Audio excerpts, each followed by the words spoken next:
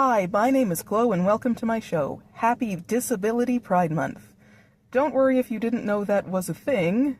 Even though it started in 2015, I didn't know about it until maybe 2 years ago at most either.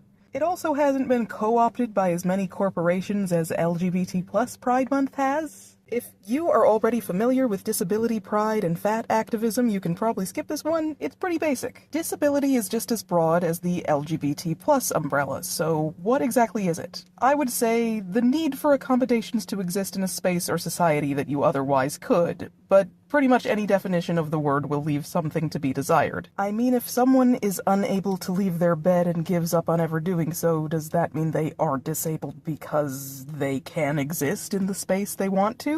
Is being a rowdy jerk a disability because it keeps getting you kicked out of places you want to be? Is the PTSD I have not a disability because I technically can go wherever I want? I just risk being dragged off by the cops if someone sees me have a flashback and misinterprets what's happening. Obviously, no, and no. One thing that's always been controversial as to whether or not it's a disability is being very fat. Not just a little fat, but still comfortably rack-sized like me. In fact, saying that is a disability would actually be considered incredibly fatphobic, as fat activists have been arguing that even much larger people may not be at the extreme greater health risks that some in the medical field claim they are since the 60s.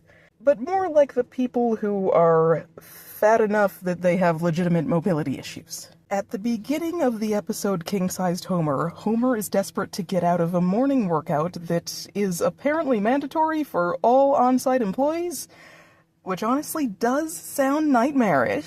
Not the exercise program so much as the fact that it's mandatory. I mean, because of the dismissal I and many other invisibly disabled people go through, I usually don't bring up my back problems or asthma unless I have to. And in a workout setting specifically, people are always so ready to fight with me when I tell them I can't do something, and act like the problem is with my attitude or confidence, not my lungs or back. The rest of the employees seem to be enjoying the workout while Homer is so hot and sweaty he strips down to his underwear, which seems like an HR violation. But of course Homer is having a harder time than everyone else. He is working harder than everyone else. Now, any fat activist will tell you it's possible for a fat person to be strong because if you work out, but also consume an excess of calories, it is possible to gain muscle and fat at the same time. And if that's not good enough for you, here's some anecdotal evidence. I knew a strong fat person. My mother. She was a mail carrier who would have to lift heavy packages. She did that even at her highest weight of about 300 pounds. But let's be real, that's not Homer Simpson. He is lifting more weight with less muscle than all his coworkers. Of course he is getting tired and sore more quickly than anyone else, and pushing yourself so hard that you feel the need to strip to your underwear is, compared to easing into it, far more likely to get you injured and far less likely for you to actually stick with the exercise program. Well, Lenny is telling Homer about a coworker of theirs that got hurt at work and is now at home on workman's comp. Lenny says it's like a lottery that rewards stupidity. I mean, there are outliers, this story is about one of them, but hustle culture and poor work safety practices are the far more common cause of workplace injuries. Homer tries to become disabled so that he can work from home and won't have to participate in the morning workout, which eventually leads to him trying to gain enough weight that he can be considered disabled at 300 pounds. Maybe it shouldn't be, but the first thing that strikes me about that is that 300 pounds isn't nearly as fat as I meant when I said very fat earlier. I was talking about people whose weight and accompanying lack of muscle somewhat severely limits their mobility, like to the point where those limits would be noticeable, even outside of an exercise program. Obviously, it's despicable that Homer is trying to get on disability when he isn't disabled. A detail that stuck out to me is that the specific accommodation that Homer is trying to get is to work from home, which is something a lot of not yet disabled people and disabled people alike do these days.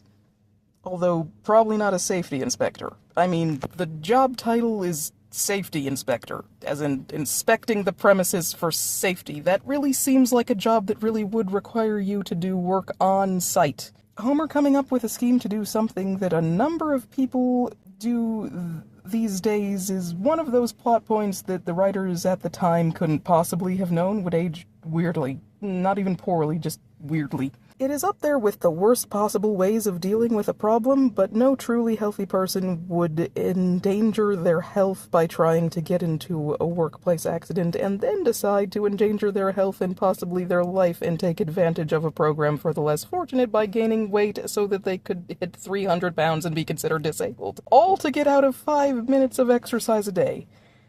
Yeah, I know what I said, but even 5 uncomfortable and painful minutes is still 5 minutes. When someone behaves this way, there's always a reason. Don't misunderstand what I'm saying, it's not always a sympathetic reason. People with antisocial personality disorder tend to act pretty lazy, for example, although they usually are clever enough to know how to get out of it. Also, it would be legitimately hard to intentionally gain 61 pounds. That's not an insignificant amount. Homer certainly behaves in lazy ways, but other episodes explore why. That being his abandonment issues and viewing food as love, both because of his complicated relationship with his mother. For the one person out there that forgot. I believe the arguments in a book called Laziness Does Not Exist, but even if you don't, fat doesn't mean lazy. A person that is disabled by their level of fatness probably has binge eating disorder, a slow metabolism, depression, or at least one of the many other conditions that are somewhat more accepted to be genuine conditions that are not caused by laziness. Fat people also should not have to constantly go out of their way to prove they are not lazy or constantly be subjected to restrictive diet culture that has been proven to lead to eating disorders. I get why people would be upset about their tax dollars going to support a not yet disabled person who simply refuses to work, but on a large scale, that just isn't happening.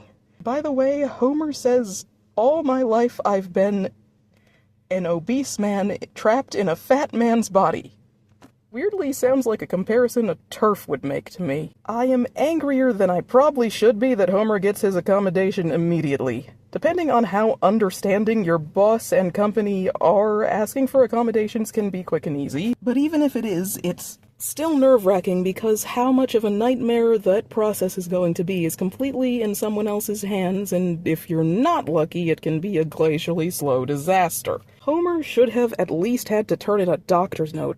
Come to think of it, couldn't he have just asked Dr. Nick for a note to get out of the morning calisthenics? Oh well, it moves the plot along, I guess.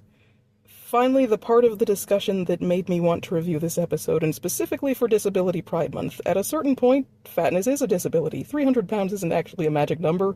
In reality, it's just whenever someone's level of fatness and accompanying lack of muscle causes them genuinely mobility issues. I mean, not being able to perform basic tasks like cleaning and having to take breaks, needing wider reinforced seats, needing larger shower. That sounds like disability accommodation requirements to me. The main reason people do not want to acknowledge this is because of the stereotype that fat people are lazy, and a little bit because fat activists want people to know that fat doesn't automatically mean unhealthy. But it's mostly because of lazy stereotyping and a belief that being fat is a fat person's fault, which is only slightly true at most, and there are other disabilities that absolutely might be the person's fault, which even the people outraged by what I've already said would agree are disabilities. Would someone who lost a limb doing something stupid not be disabled just because it's their fault? Fat people are just hated, so people try to prevent them from getting what they need to live happy and healthy lives. Homer says, I am drought and famine resistance. No, he really isn't. Eating disorders like anorexia can kill fat people just like they kill skinny people, because their fat stores do eventually run out and turn toxic. Fat phobia is the main reason people get restrictive eating disorders. And most of the people with anorexia or bulimia are fat. Homer saying he's going to get a bunch of fat people together to fight for their rights is treated as a joke, despite the fact that the fat activist movement has been a real thing since the 60s. The ending where Homer saves the nuclear plant from a town-destroying explosion could have been interpreted as an apology for all of the fat phobia, except it was entirely Homer's fault, and is punctuated by another fat people are lazy joke at the end. Also, liposuction is surgery and therefore can be dangerous, have requirements that must be met, and have long wait times to get an appointment. I don't like this episode. I like The Simpsons. I think I'm legally required to as an American. But there are some things that should be left in the 90s, and fat-phobic media is one of them. I know reviewing The Simpsons doesn't exactly fit with my goal of sticking to media that hasn't been talked to death, though I haven't personally seen any reviews of this episode that dig into the fat phobia, just ones that are focused on discussing character and plot. If anyone knows of a review of this episode that is similar to mine, I would actually like to see it.